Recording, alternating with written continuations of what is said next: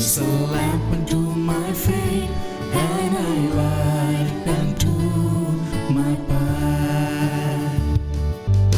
Thy word is a lamp unto my feet, and a light unto my path.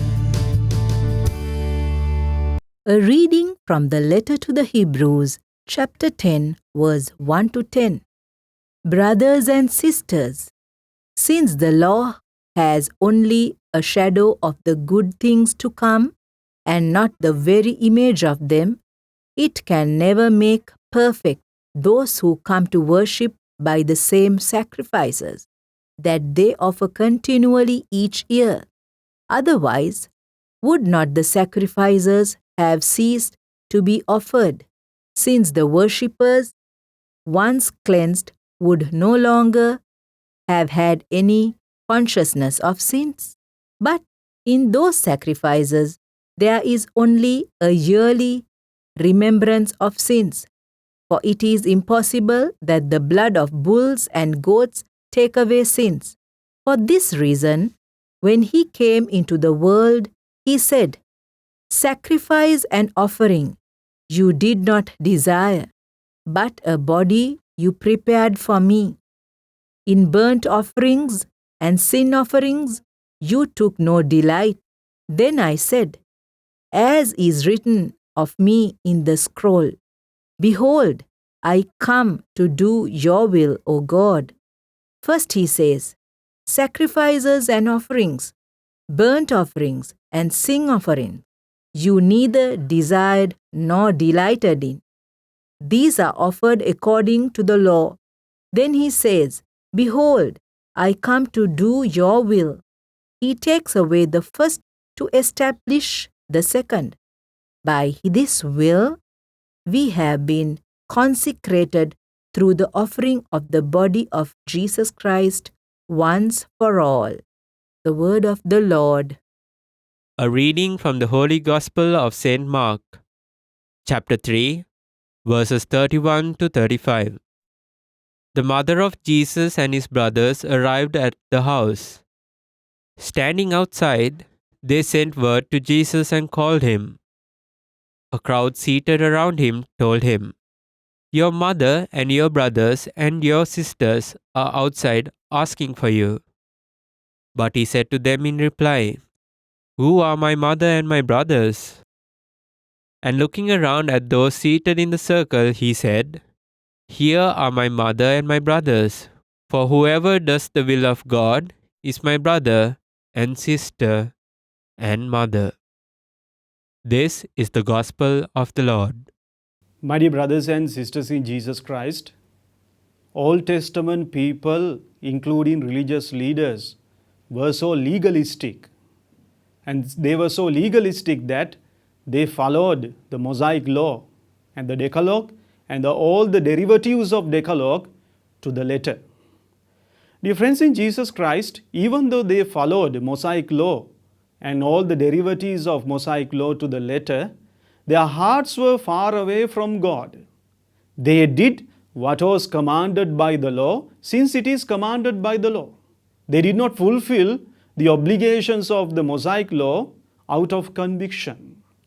That is why, my dear brothers and sisters in Jesus Christ, in today's first reading, which is taken from the letter to the Hebrews, there Jesus says, "The good Lord is not pleased with these burnt offerings and animal sacrifices which are prescribed in Mosaic law." Because while doing all these sacrifices, people are not aware of what they are doing. They do not know why they should offer animal sacrifices and burnt offerings to God. Therefore, Jesus says in this letter, "I have come to do the will of God." He says, "I have come to do the will of God."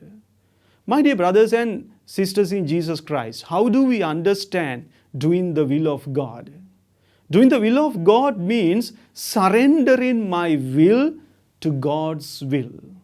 In Jesus' life, we see how he surrendered his will and his aspiration upon God's will.